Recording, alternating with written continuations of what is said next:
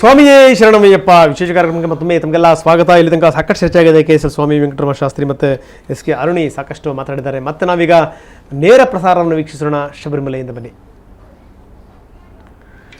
ನಂಬಿರಲು ಈ ಮನ ಅಯ್ಯಪ್ಪನ ನಂಬಿರಲು ಈ ಮನ, ಭಯಂಕರ ಕಾಡುಗಳು ಹೂಬನ, ಅಯ್ಯಪ್ಪನ ಭಜಿಸಿರಲು ನಾಲಿಗೆ, ಸಾವು ನೋವ ಅಂಜಿಕೆಯೂ ಯಾರಿಗೆ, ಅಯ್ಯಪ್ಪನ ನಂಬಿರಲು ಈ ಮನ, ಅಯ್ಯಪ್ಪನ ನಂಬಿರಲು ಈ ಮನ.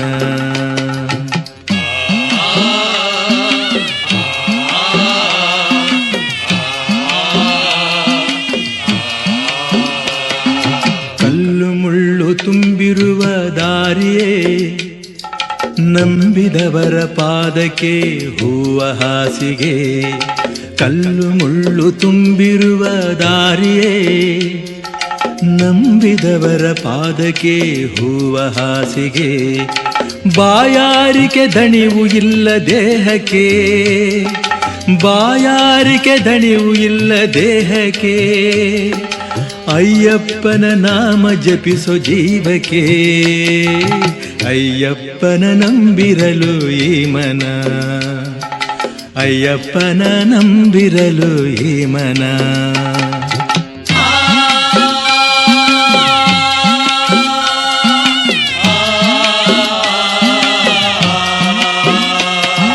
ಸಂಯಮವು ತರಲು ಮನಕ್ಕೆ ಶಕ್ತಿಯ, ಸಂಸಾರಿಯ ಮನದಲು ವಿರಕ್ತಿಯ, ಸಂಯಮವು ತರಲು ಮನಕ್ಕೆ ಶಕ್ತಿಯ, ಸಂಸಾರಿಯ ಮನದಲು ವಿರಕ್ತಿಯ, ಶ್ರದ್ಧೆ ತಂತು ಹೃದಯದಲ್ಲಿ ಭಕ್ತಿಯ, ಶ್ರದ್ಧೆ ತಂತು ಹೃದಯದಲ್ಲಿ ಭಕ್ತಿಯ, ಈ ಜೀವ ಬೇಡುತ್ತಿದೆ ಮುಕ್ತಿಯ, ಅಯ್ಯಪ್ಪನ ನಂಬಿರಲು ಈ ಮನ, ಅಯ್ಯಪ್ಪನ ನಂಬಿರಲು ಈ ಮನ, ಭಯಂಕರ ಕಾಡುಗಳು ಹೂಬನ, ಅಯ್ಯಪ್ಪನ ಭಜಿಸಿರಲು ನಾಲಿಗೆ, ಸಾವು ನೋವ ಅಂಜಿಕೆಯೂ ಯಾರಿಗೆ, ಅಯ್ಯಪ್ಪನ ನಂಬಿರಲು ಈ ಮನ, ಅಯ್ಯಪ್ಪನ ನಂಬಿರಲು ಈ ಮನ, ಅಯ್ಯಪ್ಪನ ನಂಬಿರಲು ಈ ಮನ, ಅಯ್ಯಪ್ಪನ ನಂಬಿರಲು ಈ ಮನ. ಶಬರಿಮಲೆಯಿಂದ ನೇರ ದೃಶ್ಯಾವಳಿಗಳನ್ನು ನಾವು ನೋಡ್ತಾ ಇದ್ದೀವಿ. ಯಾವ ರೀತಿ ಒಂದು ಸಂಭ್ರಮ ಸಡಗರ ಅಲ್ಲಿ ಮನೆ ಮಾಡಿದೆ ಅನ್ನುವಂಥದ್ದು ಅಂತೂ ಇವತ್ತಿನ ದಿನಕ್ಕೋಸ್ಕರ ಲಕ್ಷಾಂತರ ಜನ ಕಾಯ್ತಾ ಇರ್ತಾರೆ. ಅಂದರೆ ಅಯ್ಯಪ್ಪನನ್ನು ಕಣ್ಣು ತುಂಬಿಕೊಳ್ಳಲಿಕ್ಕೆ, ಅವನನ್ನು ಧ್ಯಾನ ಮಾಡಲಿಕ್ಕೆ ಇಷ್ಟೊಂದು ದೊಡ್ಡ ಸಂಖ್ಯೆಯಲ್ಲಿ ಜನ ಸೇರಬೇಕು ಅನ್ನೋದೇನು ಹುಡುಗಾಟಿಗೆ ಮಾತೆ. ಜನಗಳಿಗೆ ಏನು ಅಲ್ಲಿ ಆ ಫಲಗಳಿಲ್ಲದಿದ್ದರೆ ಹೋಗ್ಲಿಕ್ಕೆ ಸಾಧ್ಯನಾ? ಖಂಡಿತವಾಗ್ಲೂ ಯಾವಾಗಲೂ ಅಯ್ಯಪ್ಪನ ವಿಚಾರ ನಮಗೆ ಕಾಡುವಂಥದ್ದು ಯಾಕೆ ಅಂತಂದರೆ ಬಹುಶಃ ಇದೇ ಒಂದು ದೃಷ್ಟಿಕೋನದಿಂದ ಅಷ್ಟೊಂದು ಲಕ್ಷಗಟ್ಟಲೆ ಜನ ಹೋಗ್ತಾರೆ. ಬಹುಶಃ ಅದನ್ನು ಏನಾದರೂ ಒಂದು ವೇವ್ನಲ್ಲಿ ತಗೊಂಡು ಹೋದರೆ, ಒಂದು ವೇವ್ಲಿಂಗ್ಗೆ ತೊಗೊಂಬಂದ್ಬಿಟ್ರೆ ಎಂಥ ಒಂದು ಅದ್ಭುತ ಶಕ್ತಿ ಉತ್ಪಾದನೆ ಆಗ್ಬೋದು. ಇದೇ ನಮಗೆ ಯಾವಾಗಲೂ ಕೂಡ ಕಾಡುವಂಥದ್ದು. ಅಂದರೆ ಹಿಂದೆ ಏನು ಗಣಪತಿಯ ಆರಾಧನೆಯನ್ನು ತೆಗೆದುಕೊಂಡ್ಬಂದು ಲಕ್ಷಾಂತರ ಜನರನ್ನು ಒಂದು ಕಡೆಗೆ ಸೇರಿಸಿ ಆರಾಧನೆ ಮಾಡಿ ಈ ಮುಖಾಂತರ ಇಡೀ ಹಿಂದೂ ಸಮಾಜವನ್ನು ಒಂದು ಒಗ್ಗಟ್ಟಿನ ಪಥದ ಕಡೆಗೆ ಒಯ್ಯಬೇಕು ಅಂತ ಏನು ಒಂದು ನಿರ್ಧಾರ ಮಾಡಿದರು ತಿಲಕರು. ಬಹುಶಃ ಇದನ್ನೂ ಕೂಡ ಸಂಬಂಧಪಟ್ಟಂಥವ್ರು ಯಾರಾದರೂ ಒಂದು ವ್ಯಾಪ್ತಿಗೆ ತಂದರೆ ಖಂಡಿತವಾಗ್ಲೂ ಇಲ್ಲಿ ಮ್ಯಾಜಿಕ್ಗಳಾಗೋಗ್ಬಿಡ್ತವೆ ಅಂತೀನಿ, ಕ್ರಾಂತಿ ಆಗೋಗ್ಬಿಡುತ್ತೆ ಅಂತೀನಿ. ಒಂದಂಕ ಬಹಳ ನಾವು ನೋಡ್ತಾ ಇದೀವಿ ನೇರ ದೃಶ್ಯಾವಳಿಗಳನ್ನ, ಯಾವ ರೀತಿ ಆಭರಣ ಬರ್ತಾ ಇದೆ, ಇನ್ನೇನು ಆಭರಣ ಅಲ್ಲಿ ದೇವಸ್ಥಾನಕ್ಕೆ ತಲುಪಿ ಆಗಿದೆ. ಈಗ ಪ್ರದಕ್ಷಿಣೆ ಮುಖಾಂತರ ಅಲ್ಲಿಂದ ಒಯ್ಯುವಂತ ಒಂದು ಪ್ರಯತ್ನ ಆಗ್ತಾ ಇದೆ. ನಾವು ನೋಡ್ತಾ ಇದೀವಿ ಅದರ ನೇರ ದೃಶ್ಯಾವಳಿಗಳು. ಸರ್ ಏನಂತೀರಿ ಇದ್ರ ಬಗ್ಗೆ? ಈಗ ನೋಡಿ, ಅದು ಆ 18 ಅಂಪಡಿ ಅಂತ ಆ ಶ್ರೇಷ್ಠವಾದ ಮೆಟ್ಲುಗಳಿದೆಯಲ್ಲ, 18 ಮೆಟ್ಲು ಆ ದೇವರ ಸ್ಥಾನಕ್ಕೆ ಅಲ್ಲಿಗೆ ಬರ್ತಾ ಇದೆ. ಈಗ ಅದು ನೀವು ಹೇಳಿದಾಗೆ ಈ ಅಯ್ಯಪ್ಪನ ಶಕ್ತಿಯನ್ನು ದೇಶ ಹೇಗೆ ಬಳಸ್ಕೋಬೋದು ಅಂತಂದರೆ, ನನಗನ್ಸೋದು ಇದು ಅಕ್ಟೋಬರ್, ನವೆಂಬರ್, ಡಿಸೆಂಬರ್, ಜನವರಿಯ ವಿಷಯ. ಆದ್ದರಿಂದ ಬಯಕೆಯೋ ಬೇಡವೋ ಮನುಷ್ಯ ಸಂಘವನ್ನು ಬಯಸುವಂಥ ಕಾಲ ಇದು. ಇದನ್ನು ವ್ರತೋಪಾದಿಯಲ್ಲಿ ತಗೊಂಡು ಹೋಗಿ ಬ್ರಹ್ಮಚರ್ಯವನ್ನು ಕಾಪಾಡಬೇಕು ಅಂತ ಅನ್ನೋದನ್ನು ಒಂದು ಸ್ಟ್ರಿಕ್ಟಾಗಿ ಮಾಡಿಕೊಂಡ್ರೆ ನಮಗೆ ಬಹುಶಃ ಪಾಪ್ಯುಲೇಷನ್ ಕಂಟ್ರೋಲ್ ಅನ್ನೋದು ಆಟೋಮೆಟಿಕ್ ಆಗಿ ಬಂದ್ಬಿಡುತ್ತೆ. 4 ತಿಂಗಳು ಸಂಸಾರ ಮಾಡಲ್ಲ ಅಂತಂದಾಗ ಲೆಕ್ಕ ಹಾಕಿ ನೀವು ಪ್ರತಿದಿನ ಎಷ್ಟು ಲಕ್ಷ ಮಕ್ಕಳನ್ನ ಆ್ಯಡ್ ಮಾಡ್ತಾ ಇದ್ದೀರಾ ಪ್ರಪಂಚಕ್ಕೆ. ಆಮೇಲೆ ನಾನು ಸಮೃದ್ಧಿ ಆಗಬಾರ್ದು ಅಂತ ಹೇಳಲ್ಲ, ಆದರೆ ಇಲ್ಲಿ ಹುಟ್ಟಬೇಕು, ಹುಟ್ಟದವನಿಗೆ ಸೌಕರ್ಯ ಇರಬೇಕು. ನಾವು ನೋಡ್ತಾ ಇದ್ದೀವಿ ನೇರ ದೃಶ್ಯಾವಳಿಗಳನ್ನು ಯಾವ ರೀತಿ ಒಡವೆಗಳನ್ನು ಒಯ್ತಾ ಇದ್ದಾರೆ ಅನ್ನುವಂಥದ್ದು. 18 ಮೆಟ್ಟಿಲುಗಳನ್ನು ಏರಿ ಹೋಗ್ತಿರುವಂಥದ್ದು ನಿಜಕ್ಕೂ ಬಹಳ ಪವಿತ್ರವಾದಂಥ ಮೆಟ್ಟಿಲುಗಳು, ಕಷ್ಟಕರ ಕೂಡ ಹೌದು. ಜೊತೆಗೆ ಅಂದರೆ ಮೊದಲೆಲ್ಲ ಹತ್ತೋದು ಅಲ್ಲಿಂದ ಇಳಿಯೋದು ಅಲ್ಲಿಂದ ಆಗ್ತಾ ಇತ್ತು. ಈಗ ಇಷ್ಟೊಂದು ದೊಡ್ಡ ಜನಸಂಖ್ಯೆಯನ್ನ ತಾಳಲಿಕ್ಕೆ ಆಗದನ್ನೇ ಕೇವಲ ಹತ್ತುವಂಥ ಅವಕಾಶಗಳು ಮಾತ್ರ ಇಳಿಯುವಂಥದ್ದು ಬೇರೆ ಕಡೆಯಿಂದ ಆಗಿರುವಂಥದ್ದು.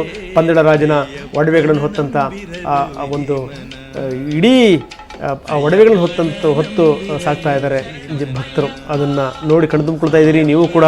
ಕೇವಲ ಇದು ಶಬರಿಮಲೆಯಲ್ಲಿ ಇದ್ದಂಥವ್ರಿಗೆ ಮಾತ್ರ ಅಲ್ಲ, ಮನೆಯಲ್ಲಿ ಕೂತು ಈ ನೇರ ಪ್ರಸಾರವನ್ನು ವೀಕ್ಷಣೆ ಮಾಡ್ತಾ ಅಯ್ಯಪ್ಪನನ್ನು ಕಣ್ತುಂಬಿಕೊಳ್ತಿರುವಂಥ ನೀವುಗಳು ಕೂಡ ಧನ್ಯರು ಅನ್ನುವಂಥದ್ದು. ಏನಂತೀರಿ ಸರ್?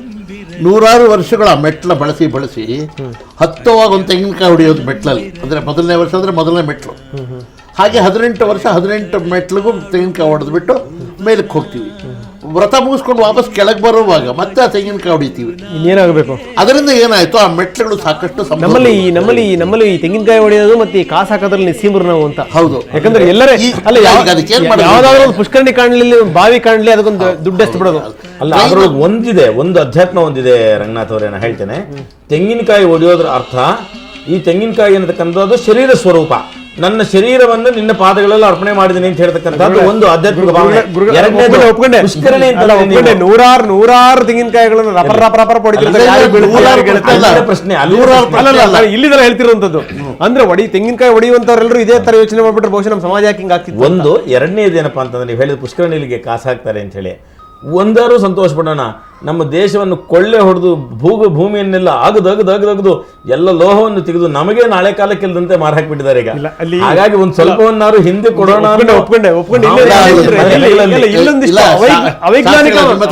ನನಗೆ ಇಲ್ಲಿ ವಿರೋಧ ಇದೆ. ಯಾಕೆಂದ್ರೆ ಇವತ್ತಿನ ಇದೆಯಲ್ಲ ಸ್ಟೈನ್ಲೆಸ್ ಸ್ಟೀಲು, ಆ ಕಾಯಿನ್ ಹಾಕಿದ್ರು ಒಂದೇ, ಹಾಕದೇ ಇದ್ರು ಒಂದೇ. ಅದು ನೋಡ್ತಾ ಇದೀವಿ ನಾವು ಬೆಳ್ಳಿ ಚಿನ್ನದಿತ್ತು. ಈಗಾಗಲೇ ಪಂದಳ ರಾಜನ ಒಡವೆಗಳನ್ನ ಹೊತ್ತು ದೇವಸ್ಥಾನದ ಒಳಗಡೆಗೆ ಪ್ರವೇಶ ಆಯಿತು. ಈಗ ಅಯ್ಯಪ್ಪನ ಅಲಂಕಾರ ಆಗಬೇಕು.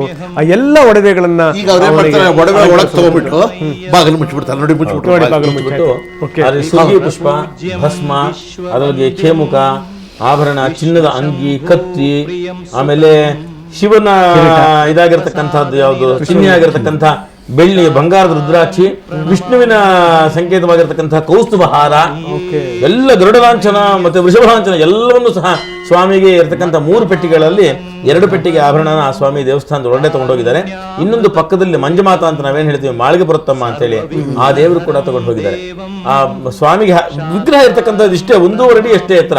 ಆ 1.5 ಅಡಿ ಎತ್ತರದ ವಿಗ್ರಹಕ್ಕೆ 4.5 kg ಬಂಗಾರದ ಅಂಗಿಯನ್ನು ಹಾಕಬೇಕು ಅಂತಂದ್ರೆ ಇನ್ನು ಪರಿಪೂರ್ಣವಾಗಿ ಸಮರ್ಪಣೆ ಮಾಡ್ದಂಗೆ, ಅದಕ್ಕಿಂತ ಹೆಚ್ಚಿಗೆ ಹಾಕ್ಲಿಕ್ಕೆ ಬರೋದಿಲ್ಲ ಅಂತ ಅದು ಹಾಕಿ ಬಹಳ ಚೆನ್ನಾಗಿ ಅಲಂಕಾರ ಮಾಡ್ತಾರೆ. ಆವಾಗ ಭಗವಂತನ ನೋಡ್ತಕ್ಕಂಥದ್ದು ನಿಜವಾಗಿಯೂ ಮಹಾರಾಜನಿಗೆ ಅಲಂಕಾರಕ್ಕೆ ತಗೊಂಡೋದ್ರಲ್ಲ, ಅದೊಂದು ವಿಶೇಷ ಕಥೆ. ಆಕೆ ಬಹಳ ಆಸೆಯಿಂದ ಈ ಅಯ್ಯಪ್ಪನ ಮದುವೆ ಮಾಡ್ಕೋಬೇಕು ಅಂತ ಬಂದ್ರು. ಈತನಿಗೆ ಬ್ರಹ್ಮಚರ್ಯ ಮುಖ್ಯ. ಅದಕ್ಕೆ ಒಂದು ಮಾತು ಹೇಳ್ದ, ಯಾವ ವರ್ಷ ಇಲ್ಲಿ ನನ್ನ ಕುಡುಕೊಂಡು ಸ್ವಾಮಿ ಬರಲ್ವೋ, ಕನ್ನಿಸ್ವಾಮಿ ಅಂತ, ಅಂದ್ರೆ ಮೊದಲನೇ ಸಾರಿ ವ್ರತ ಮಾಡುವ ಇವ್ರಿಗೆ ಕನ್ನಿಸ್ವಾಮಿ ಅಂತ ಕರೀತಾರೆ. ಯಾವ ವರ್ಷ ನನಗೆ ಬರಲ್ವೋ ಒಬ್ಬ, ಆ ವರ್ಷ ನೀನು ಮದುವೆ ಆಗ್ತೀನಿ ಅಂತ ಹೇಳಿದ. ಸೊ ಈಗ ಆಭರಣಗಳೆಲ್ಲ ಹಾಕೊಂಡು ನಾಳೆ ಬರ್ತಾಳೆ ಈ ದೇವಸ್ಥಾನದ ಬಂದಾಗ ನೋಡ್ತಾಳೆ. ತಿರ್ಗಾ ಎಲ್ಲ ಕನ್ನಿಸ್ವಾಮಿಗಳು ಮೊದಲನೆಯವರೆಲ್ಲ ಏನ್ ಹೇಳ್ಬೇಕು ಅದು ಮಾಡಿ, ಆ ಮೊದಲನೆಯವರೆಲ್ಲ ಇಂತಿಂತಾದ್ ಮಾಡ್ಬೇಕು ಅಂತ ಬಾಣ ಹಾಕಿರ್ತಾರೆ. ಅಲ್ಲಿ ಶರಂಗುತ್ತಿ ಅನ್ನೋ ಜಾಗದಲ್ಲಿ ಬಾಣ ಚುಚ್ಚಿರ್ತಾರೆ. ಆವಾಗ ಆ ಬಾಣವನ್ನು ನೋಡ್ಬಿಟ್ಟು ಆಕೆ ಪ್ರತಿ ವರ್ಷವೂ ನಿರಾಶರಾಗಿ ಹೋಗ್ತಾಳೆ, ಅಯ್ಯಪ್ಪನ ಮದುವೆ ಮಾಡ್ಕೊಂಡು. ಅಂದ್ರೆ ನಮ್ಮಲ್ಲಿ ಬ್ರಹ್ಮಚರ್ಯ ವ್ರತಕ್ಕೆ ಎಷ್ಟೊಂದು ಪ್ರಾಧಾನ್ಯತೆ ಕೊಟ್ಟಿದ್ದಾರೆ ಅಂತ ಬಹುಶಃ ನನಗೆ ಅನಿಸ್ತಾ ಇದೆ. ಬುದ್ಧ ಈ ಸಾಸಿವೆ ಇಲ್ಲದ ಮನೆ ಕಥೆ ಹೇಳಿದ್ನಲ್ಲ, ಹಂಗಾಯ್ತಾನೆ. ಹೌದು, ಅಲ್ಲ ಅವನು ಅಲ್ಲಿ ಸಾವಿನ ವಿಷಯ ತಿಳಿಸಕ್ಕೋಸ್ಕರ ಹೇಳ್ದ. ಹೌದು, ಇಲ್ಲಿ ಈತ ತಾನು ಬ್ರಹ್ಮಚಾರಿ ಉಳಿಬೇಕಾದ ಅವಶ್ಯಕತೆಯನ್ನ ಆ ರೀತಿ ಹೇಳ್ದ. ಅಲ್ಲ ಬಹುಶಃ ಇವಾಗ ಏನಾದ್ರು ಇದ್ದಿದ್ರೆ ಬುದ್ಧ ಅದನ್ನ ಬದಲಾಯಿಸ್ಕೊತಿದ್ದೇನೋ ಅಂತೀನಿ ನಾನು. ಯಾಕಂದ್ರೆ ಈ ಬೆಂಗಳೂರಿನ ಕೆಲ ಮನೆಗಳು ನೋಡ್ಬಿಟ್ರೆ ಅಲ್ಲಿ ಒಲೆನೂ ಹಚ್ಚಲ್ಲ, ಅಲ್ಲಿ ಅಡಿಗೆನೂ ಮಾಡಲ್ಲ. ಇಲ್ಲ, ಅವ ಸಾಸಿವೆ ಹೇಳ್ತಾ ಇರ್ಲಿಲ್ಲ, ಪವರ್ ನಿಜ ನಿಜ. ನೋಡ್ತಾ ಇದೀವಿ ಶಬರಿಮಲೆಯಿಂದ ನೇರ ದೃಶ್ಯಾವಳಿಗಳು. ಅತ್ಯಂತ ದೊಡ್ಡ ಸಂಖ್ಯೆಯಲ್ಲಿ ಜನ ಜಮಾಯಿಸಿರುವಂತದ್ದು ಅವರ ಒಂದೇ ಒಂದು ಧ್ಯೇಯವಾಕ್ಯ, ಶರಣಮಯ್ಯಪ್ಪ ಅನ್ನುವಂಥದ್ದು. ನಮ್ಮ ದೇವಸ್ಥಾನಕ್ಕೆ ಬಂದಿರೋ ದುರಂತ ಸೆಕ್ಯೂರಿಟಿ. ಸೆಕ್ಯೂರಿಟಿ. ಅಲ್ಲಿ ಏನು ಯಾರು ಉಗ್ರರು ಏನು ತೊಂದರೆ ಮಾಡ್ತಾರೋ ಅನ್ನೋ ಭಯಕ್ಕೆ ಅದ್ಯಾವುದೋ ಒಂದು ವೆರೈಟಿ ಸೆಕ್ಯೂರಿಟಿಯನ್ನು ಹಾಕಿ ಪ್ಯಾರಾಮಿಲಿಟರಿ. ಇನ್ನೇನು ಕೆಲವೇ ಕ್ಷಣಗಳಲ್ಲಿ ಅಯ್ಯಪ್ಪನ ಜ್ಯೋತಿ ಕೂಡ ಕಾಣಬಹುದು. ಅದರ ನೇರ ಪ್ರಸಾರವನ್ನು ಕೂಡ ವೀಕ್ಷಣೆ ಮಾಡೋಣ. ನಿಮ್ಮೆಲ್ಲರ ಹಾಗೆ ನಾವು ಕೂಡ ಕುತೂಹಲ ಭರಿತರಾಗಿದ್ದೀವಿ ಅಯ್ಯಪ್ಪನನ್ನು ನೋಡಲಿಕ್ಕೆ. ಅದರಲ್ಲೂ ಈ ಪಂದಳರಾಜನ ಒಡವೆಗಳನ್ನು ಧರಿಸಿಕೊಂಡು ಅಯ್ಯಪ್ಪ ಕಾಣುವಂಥ ಬಗೆ ಇದೆಯಲ್ಲ, ನಿಜಕ್ಕೂ ಅದ್ಭುತ. ಅದು ಅದನ್ನು ನೋಡ್ಲಿಕ್ಕೆ ನಾವು ಕೂಡ ಕಾಯ್ತಾ ಇದ್ದೀವಿ, ನೀವು ಕೂಡ ಕಾಯ್ತಾ ಇದ್ದೀರಿ ಅನ್ನುವಂಥದ್ದು ಗೊತ್ತು. ನಿಮಗೆ ನೇರ ಪ್ರಸಾರದ ಮುಖಾಂತರ ಅದನ್ನು ತೋರಿಸ್ತೀವಿ. ದಯವಿಟ್ಟು ನೀವು ಎಲ್ಲೂ ಹೋಗಬೇಡಿ, ಮತ್ತಷ್ಟು ವಿವರಗಳನ್ನು ನಿಮಗೆ ನೀಡ್ತೀವಿ. ನೇರ ಪ್ರಸಾರವನ್ನು ಕೂಡ ನೀವು ವೀಕ್ಷಿಸಿಬರಂತೆ. ಅದಕ್ಕಿಂತ ಮೊದಲು ಮತ್ತೊಮ್ಮೆ ಪುಟ್ಟ ವಿರಾಮ.